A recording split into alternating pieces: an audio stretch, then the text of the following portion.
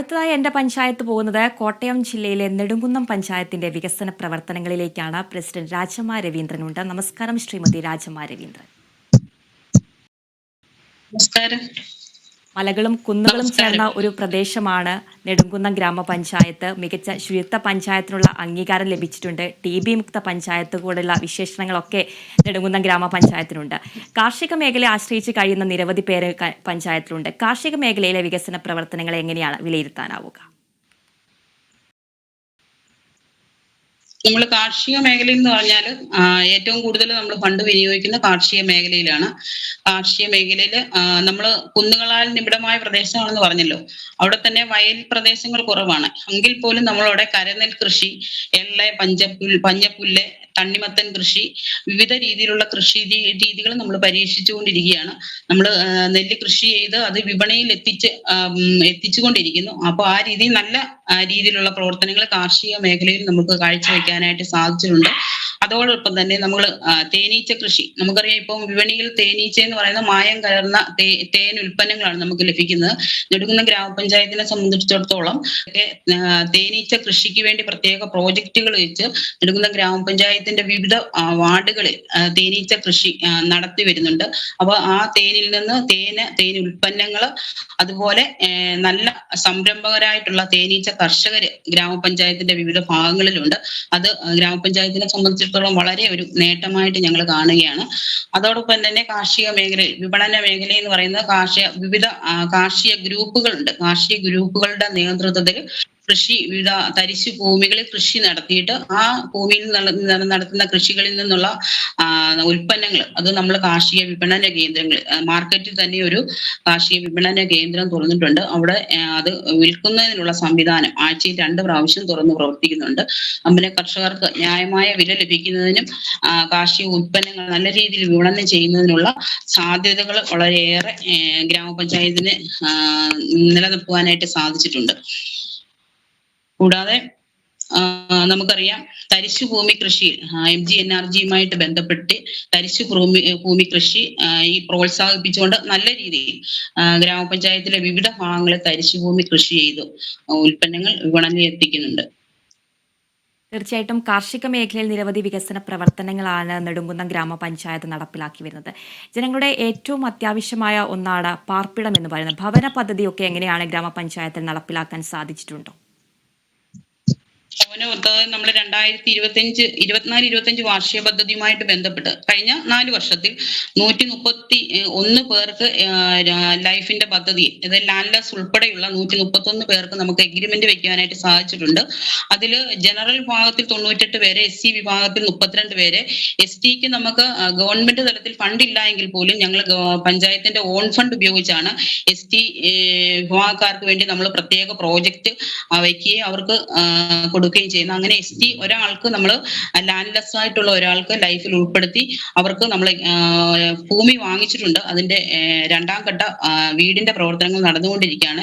Complete ഈ പാർപ്പിട പദ്ധതി കംപ്ലീറ്റ് ചെയ്ത് 28 പേര്, ജനറൽ 28 പേര് കംപ്ലീറ്റ് ചെയ്തിട്ടുണ്ട്. അതോടൊപ്പം തന്നെ SC വിഭാഗത്തിൽ 18 പേര് പൂർത്തീകരിച്ചിട്ടുണ്ട്.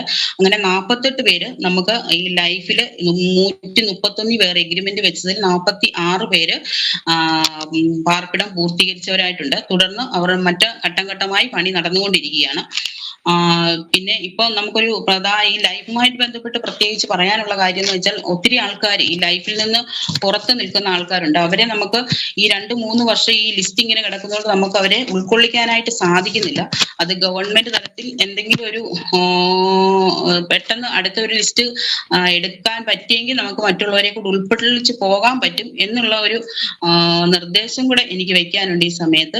അതാണ് ലൈഫുമായിട്ട് ബന്ധപ്പെട്ട്. പിന്നെ പാർപ്പിട പദ്ധതി നമ്മൾ വീട് മെയിൻ്റെനൻസ് എല്ലാ വർഷവും ഒരു വാർഡിൽ ഒരു 4 പേർക്ക്, ഈ വർഷം നമ്മൾ 4 പേർക്ക് ഒരു വാർഡിൽ കൊടുത്തു. അങ്ങനെ എല്ലാ വർഷവും വീട് മെയിൻ്റെനൻസിന് നമ്മൾ പഞ്ചായത്ത് പദ്ധതിയിൽ വെച്ച് കൊടുക്കാറുണ്ട്. അങ്ങനെ ലൈഫിന്റെ പ്രവർത്തനങ്ങൾ നല്ല രീതിയിൽ തന്നെ പോയിക്കൊണ്ടിരിക്കുന്നു. തീർച്ചയായിട്ടും കുട്ടികളിലും യുവാക്കളിലും ഒക്കെ ലഹരി വസ്തുക്കളുടെ ഉപയോഗം വർദ്ധിച്ചു വരുന്ന ഒരു സാഹചര്യത്തിൽ ലഹരി മുക്ത പദ്ധതികൾ എത്രത്തോളമാണ് ഗ്രാമപഞ്ചായത്തിൽ നടപ്പിലാക്കുന്നത്? നമ്മൾ ലഹരിമുക്ത പഞ്ചായത്ത് നെടുങ്കുന്നം ഗ്രാമപഞ്ചായത്തിനെ സമ്പൂർണ്ണ ലഹരിമുക്ത പഞ്ചായത്താക്കുക എന്ന ലക്ഷ്യത്തോടു കൂടി ഞങ്ങൾ കഴിഞ്ഞ മാസം തന്നെ അതിന്റെ പ്രവർത്തനങ്ങൾ ആരംഭിച്ചിട്ടുണ്ട്. ക്യാമ്പയിൻ അതിന്റെ ഭാഗമായിട്ട് വിവിധ തലങ്ങളിൽ ക്യാമ്പയിൻ സ്കൂൾ കുട്ടികളെ, ബി.എഡ് കോളേജ് കുട്ടികളെ ഒക്കെ ഉൾപ്പെടുത്തിക്കൊണ്ട് ക്യാമ്പയിൻ ആരംഭിച്ചു കഴിഞ്ഞിരിക്കുകയാണ്. 2025-26 വാർഷിക പദ്ധതിയുമായിട്ട് ബന്ധപ്പെട്ട് നമ്മൾ ഇതിനു വേണ്ടി പ്രത്യേക പ്രോജക്റ്റ്, ലഹരിമുക്ത നെടുങ്കുന്നം എന്ന ഒരു പ്രത്യേക പ്രോജക്റ്റ് തന്നെ എടുത്ത് ഇതിനുവേണ്ടി ശക്തമായിട്ട് നമ്മൾ പോരാടുവാനായിട്ട് തന്നെ തീരുമാനിച്ചിരിക്കുകയാണ്. മുഴുവൻ യുവാക്കളിലും ഈ സന്ദേശം എത്തിക്കത്തക്ക രീതിയിലുള്ള പ്രവർത്തനങ്ങൾ നടത്തുവാനായിട്ടാണ് ഗ്രാമപഞ്ചായത്ത് തീരുമാനിച്ചിരിക്കുന്നത്. തീർച്ചയായിട്ടും 25 ജലനിധിയൊക്കെയുള്ള പഞ്ചായത്താണ്. എങ്ങനെയാണ് കുടിവെള്ള പദ്ധതിയൊക്കെ ഗ്രാമപഞ്ചായത്തിൽ നടപ്പിലാക്കുന്നത്? നമുക്കറിയാം, കുന്നുകളാൽ നിബിഡമായ പ്രദേശമായതുകൊണ്ട് തന്നെ കുടിവെള്ള പദ്ധതിയിൽ കുടിവെള്ളത്തിന് ഒത്തിരി ബുദ്ധിമുട്ട് അനുഭവിച്ചിരുന്ന ഒരു പ്രദേശമാണ്. എന്നാൽ 2020-25 കാലയളവിൽ, ഈ 20-25 കാലയളവിന് മുമ്പ് തന്നെ നമ്മൾ ജലനിധി പദ്ധതി പൂർത്തീകരിക്കുവാനായിട്ട് സാധിച്ചിട്ടുണ്ട്. ജലനിധി പദ്ധതി നമുക്കറിയാം 15 വാർഡുകളിൽ 25 ജലനിധി പദ്ധതികളുണ്ട്. അതോടൊപ്പം തന്നെ 12 കുടിവെള്ള പദ്ധതികൾ. ഈ 12 കുടിവെള്ള പദ്ധതി ടോട്ടൽ നമുക്ക് കുടിവെള്ള പദ്ധതികൾ തന്നെ ജലനിധി ഉൾപ്പെടെ 37 കുടിവെള്ള പദ്ധതികൾ തന്നെയുണ്ട്. അപ്പോൾ തന്നെ നമുക്ക് ഇത് കുടിവെള്ളത്തിന്റെ ഒരു വലിയ ബുദ്ധിമുട്ടിൽ നിന്ന് നമുക്ക് വലിയ പരിഹാരം കണ്ടെത്തുവാനായിട്ട് സാധിച്ചിട്ടുണ്ട്. അതോടൊപ്പം തന്നെ നമ്മൾ കങ്ങഴ, കറുകച്ചാൽ, നെടുങ്കുന്നം ഗ്രാമപഞ്ചായത്തുകൾ ഉൾപ്പെടുത്തിക്കൊണ്ട് ജലജീവൻ പദ്ധതിക്ക് ആരംഭം കുറിച്ചിട്ടുണ്ട്. അതിന്റെ പൈപ്പ് ലൈനിന്റെ പണികൾ ഒക്കെ ആരംഭിച്ചിട്ടുണ്ട്. ട്രീറ്റ്മെന്റ് പ്ലാന്റ് നെടുങ്കുന്നം ഗ്രാമപഞ്ചായത്ത് തന്നെയാണ് പണിയുന്നത്. ടാങ്കുകളും അതുപോലെ തന്നെ നെടുങ്കുന്നം ഗ്രാമപഞ്ചായത്തിന്റെ പരിധിയിൽ തന്നെയാണ്. അതിനുള്ള പ്രവർത്തനങ്ങളൊക്കെ ആരംഭിച്ചിട്ടുണ്ട്. അപ്പം കുടിവെള്ളം ലഭ്യമാകാത്ത ഏതാനും പ്രദേശങ്ങൾ മാത്രമേ ഉള്ളൂ ഇനി കുടിവെള്ളം ലഭ്യമാകാതിരിക്കുന്നത്. ആ പ്രദേശങ്ങളിൽ ഈ ജലജീവൻ പദ്ധതി പൂർത്തീകരിക്കുന്നതോടുകൂടി പൂർണ്ണമായിട്ടും നെടുങ്കുന്നം ഗ്രാമപഞ്ചായത്ത് കുടിവെള്ളത്തിന്റെ ബുദ്ധിമുട്ടിൽ നിന്ന് ഒഴിവാകും എന്നുള്ളതിന് യാതൊരു തർക്കവുമില്ല. അങ്ങനെയുള്ള ഒരു വലിയ സ്വപ്നത്തിലാണ് ഞങ്ങളിപ്പോൾ ഇരിക്കുന്നത്. വയോജനങ്ങൾക്ക്, ഭിന്നശേഷിക്കാർക്ക് നിരവധി വികസന പ്രവർത്തനങ്ങളാണ് നെടുങ്കുന്നം ഗ്രാമപഞ്ചായത്ത് നടപ്പിലാക്കി വരുന്നത്. വയോജനങ്ങളുടെയും ഭിന്നശേഷിക്കാരുടെയും ക്ഷേമ വികസന പ്രവർത്തനങ്ങൾ എങ്ങനെയാണ് പഞ്ചായത്തിൽ ആവിഷ്കരിച്ചിരിക്കുന്നത്? നമുക്കറിയാം, വയോജനങ്ങൾ എല്ലാരാലും ഈ ഒരു പ്രായം കഴിയുമ്പോൾ വീടുകളിൽ ഒതുങ്ങി കൂടുന്ന ആൾക്കാരാണ് വയോജനങ്ങളെ സംബന്ധിച്ചിടത്തോളം.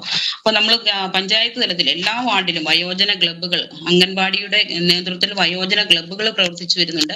അതോടൊപ്പം തന്നെ നമ്മൾ എല്ലാ മാസവും വയോജന ക്ലബ്ബിൽ ഒരു കൂട്ടായ്മയായിട്ട് കൂടാറുണ്ട്. അവരുടെ പ്രശ്നങ്ങൾ പരിഹരിക്കുവാൻ ഒരു ദിവസം തന്നെ അതിന് പ്രത്യേകമായിട്ട് മാറ്റി വെച്ചിട്ടുണ്ട്. ഗ്രാമപഞ്ചായത്തിന്റെ പദ്ധതി വയോജനങ്ങൾക്ക് വേണ്ടി പ്രത്യേക പ്രോജക്റ്റ് ഫണ്ട് മാറ്റിവെക്കുകയും, നമുക്കറിയാം വയോജനങ്ങൾക്ക് എല്ലാ വർഷവും വയോജനങ്ങൾക്ക് കട്ടിൽ വിതരണം ചെയ്യുന്നുണ്ട്.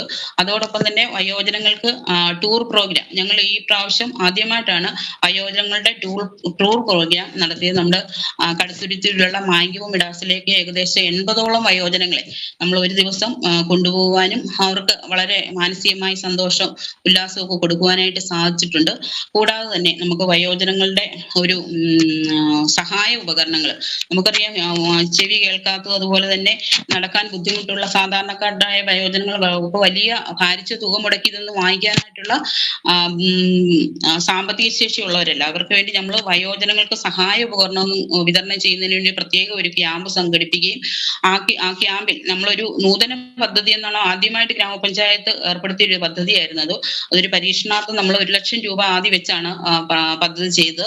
അവർക്ക് നമ്മൾ ക്യാമ്പ് സംഘടിപ്പിച്ച ഏകദേശം ഒരു 38ഓളം പേർക്ക് ക്യാമ്പിൽ ഈ സഹായ ഉപകരണങ്ങൾ, വീൽ ചെയർ, ഹിയറിംഗ് എയ്ഡ്, അതുപോലെ തന്നെ വോക്കർ, വോക്കിംഗ് സ്റ്റിക്ക് അടക്കമുള്ള ഉപകരണങ്ങൾ വിതരണം ചെയ്യുവാനായിട്ട് സാധിച്ചിട്ടുണ്ട്. ഈ 2025-26 വാർഷിക പദ്ധതിയിലും വയോജനങ്ങൾക്ക് വേണ്ടി 2 ലക്ഷം രൂപ നമ്മൾ മാറ്റിവെക്കുകയും തുടർന്നും ഈ പദ്ധതി മുന്നോട്ട് കൊണ്ടുപോകാനായിട്ടാണ് നമ്മൾ തീരുമാനിച്ചിരിക്കുന്നത്. അതുപോലെ തന്നെ ഈ വർഷം നമ്മൾ വയോജനങ്ങൾക്ക് പ്രത്യേക ഒരു പദ്ധതി വെച്ച് വയോജനങ്ങൾക്ക് കലോത്സവം നടത്തുവാനായിട്ട് തീരുമാനിച്ചിട്ടുണ്ട്. അതുപോലെ തന്നെ ഭിന്നശേഷിക്കാർക്ക് നമ്മൾ ഭിന്നശേഷി കലോത്സവം നടത്താറുണ്ട്. ഭിന്നശേഷി സ്കോളർഷിപ്പ് പ്രത്യേക എല്ലാ പഞ്ചായത്തുകളും നടത്തി വരുന്നതാണ്. അത് കൊടുക്കുന്നു. പ്രത്യേകിച്ച് നമ്മൾ നടത്തിയെന്ന് പറഞ്ഞാൽ ഭിന്നശേഷി കലോത്സവമാണ്.